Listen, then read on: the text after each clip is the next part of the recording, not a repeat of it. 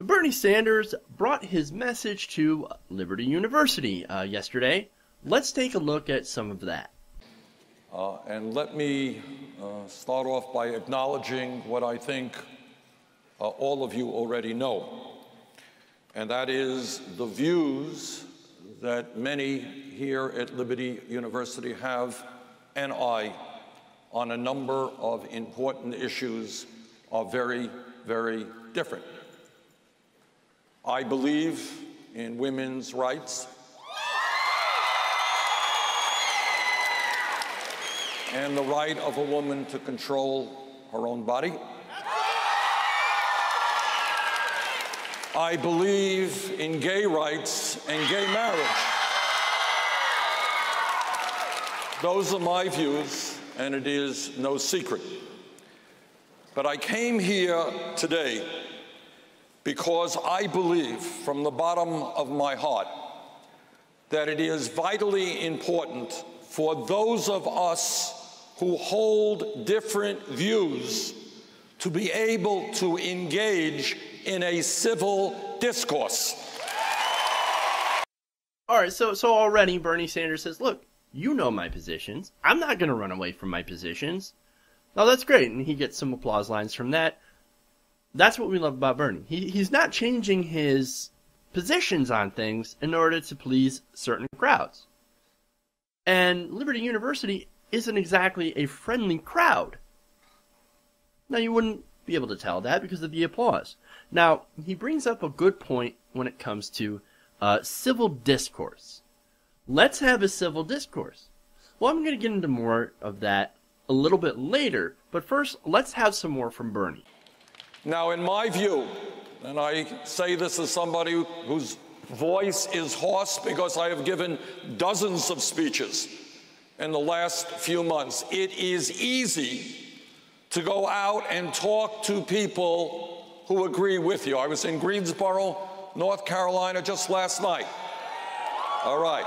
We had 9,000 people out. Mostly they agreed with me. And tonight, we're going to be in Manassas and have thousands out, and they agree with me. That's not hard to do.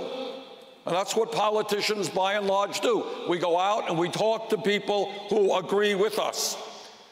But it is harder, but not less important, for us to try and communicate with those who do not agree with us on every issue.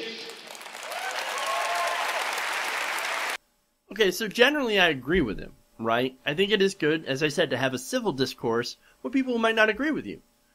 In fact, that's what we try to do here. Now, however, and I've said this before, there are some people you cannot agree with. And there are some people you can agree with.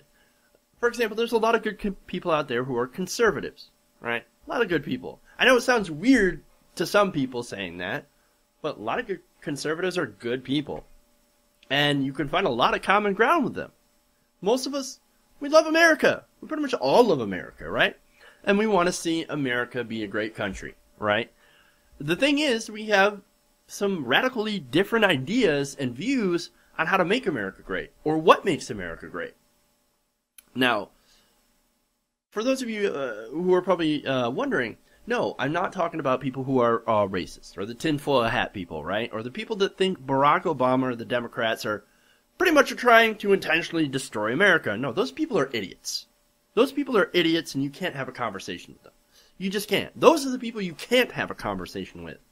Anybody who doesn't fall into those categories, let's have some dialogue. Let's have a conversation. As long as you stick to the facts, we can talk, right?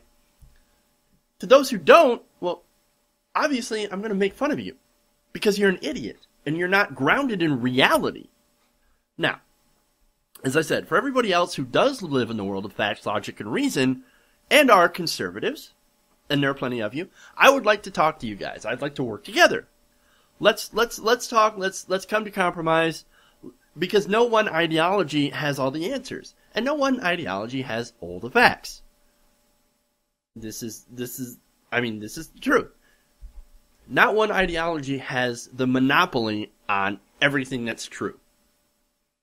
So, those are facts. Now, speaking of things that are not facts, if you're one of the 60% of Trump supporters that think Obama is a secret Muslim, you are not living in the world of facts. And I have no interest at all in talking to you. In fact, I'm going to make fun of you. However, if you just happen to think that Obama's economic policies are not quite the best thing for America to address income inequality, for example, okay, let's have a conversation. When you have a conversation, as long as you present facts, live in the world of facts. If we can agree on the basis here, on things like the sky is fucking blue and not orange, then let's have a conversation. As long as we have a baseline and established facts. If you're not interested in facts, don't fucking talk to me. I have no interest. Okay. Now, when it comes to facts, right, and this is what we deal with. One fact is that economic inequality is hurting a lot of people. And so, Bernie Sanders, getting back to Sanders, well, he's going to make that case. He's going to make a moral case for doing something about economic inequality. Let's watch that. We are living at a time, and I want all of you, if you would, put this in the context of the Bible, not me, in the context of the Bible. We are living at a time where a handful of people have wealth beyond comprehension. And I'm talking about tens of billions of dollars, enough to support their families for thousands of years, with huge yachts and jet planes and tens of billions. More money than they would ever know what to do with. But at that very same moment, there are millions of people in our country, let alone the rest of the world, who are struggling to feed their families. They are struggling to put a roof over their heads, and some of them are sleeping out on the streets. They are struggling to find money in order to go to a doctor when they are sick. Now, when we talk about morality, and when we talk about justice, we have to, in my view, understand that there is no justice when so few have so much and so many have so little. All right, so look, this is the argument that a lot of left-leaning Christians make, and a lot of people who are to the left make. You can't have justice when you have such high levels of income inequality, and it totally makes sense. You can't be for giving massive amounts of money to people who are already super rich, while people in your country, just down the road, are hungry. You can't be for that. Look, the Bible, you want to talk about morality, okay. You want to talk about the Bible, well, okay. The Bible says that it's easier for a camel to fit through the eye of the needle than a rich man to go to heaven. And also, Jesus was pretty clear about this, right? Now, Jesus, the way that Jesus lived, he was homeless. He was a homeless guy. And he was homeless by choice. He told his followers, look, you need to give up everything that you own. If you want to follow me, then you're going to give all your shit to the poor. And you're going to be homeless with me. If you're going to follow me, that's what I want you to do. Not only that, but he overturned the tables of the money changers in the temple. And not only that, he fucking whipped them. He whipped them. Jesus is quite clear about his disdain for extreme wealth, concentrated in the hands of a few. How some people misinterpret this, I'll never understand. You can't look at what Jesus Christ stood for when it came to wealth and inequality and say, no, Jesus would have loved rich people. Jesus would have loved the modern Republican Party. Bullshit. Bullshit. You're just deluding yourself. Now, when it comes to Liberty University, I don't know how much this is going to resonate with people. I'm sure that some people there are going to be receptive. Some people will take a look at that and go, hey, you know what? He's right on some of these issues. I don't know how much support that's going to get to garner him. But you do have to give Bernie credit for talking to people, talking to anybody who would listen, and going to places that aren't just Democratic strongholds. Okay? Look, the thing is, liberals and the Democratic Party have largely avoided talking to people in unfriendly places. These places would be receptive to liberal policies, to progressive policies, because it would help these people. But they choose to write these areas off. I think that's a mistake. They've avoided doing what we call a 50-state strategy. And they avoid reaching out to the other side on issues where there does happen to be a lot of agreement. And I've got some examples here. And I kind of want to leave you with some of these examples. Now, Donald Trump of all people is talking about income inequality as well, calling CEO pay ridiculous.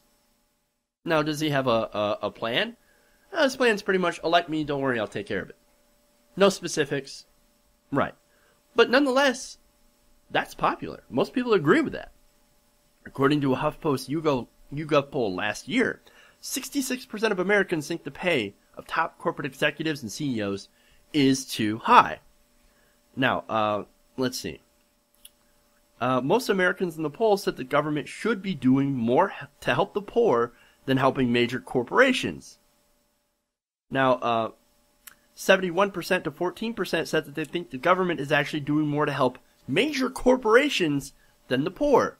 Now, that is something Bernie Sanders has been talking about. That is something Americans can see is fundamentally unfair. Oh boy, we don't like the fact that you're helping corporations, but not people. Americans get it. No matter where you are in the political spectrum, people can see unfairness. People can see that unfairness, that disparity, and they want somebody to do something about it. Now, our government is so broken with money in politics that people don't trust the government to be able to do something, even though they want the government to intervene in doing policies like raising the minimum wage, for example. And by the way, speaking of minimum wage, according to an AP GFK poll done in February, about 60% of Americans want an increase in the minimum wage. And somewhere around 53% of Republicans want it, 79% of Democrats, they want to raise the minimum wage. And even in conservative states, during the midterms, you remember the midterms, right? Where Democrats got crushed in a lot of these southern states. Well, in these same states, the people voted for an increase in the minimum wage. Why are we not reaching out to those people? These people understand fairness. Now, one of the main criticisms I had of some of those candidates is that they were Republican light.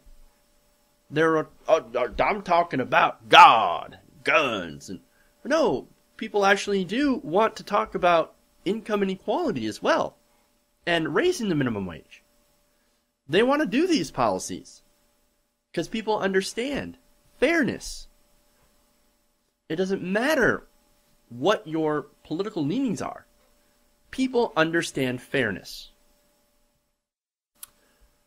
Now, what Bernie Sanders is doing right by going and speaking at Liberty University is that he's saying, look, I'm going to reach out to those people who understand fairness. I'm going to make a moral case in these places that my policies are the best for the betterment of everybody. And I think a lot of people are going to be receptive to that. And I think that's going to have more of an impact than we think it is. Bernie Sanders going to Liberty University is a big fucking deal. And it's a lot like, well, for example, only Nixon could go to China. Well, only Bernie Sanders can go to Liberty.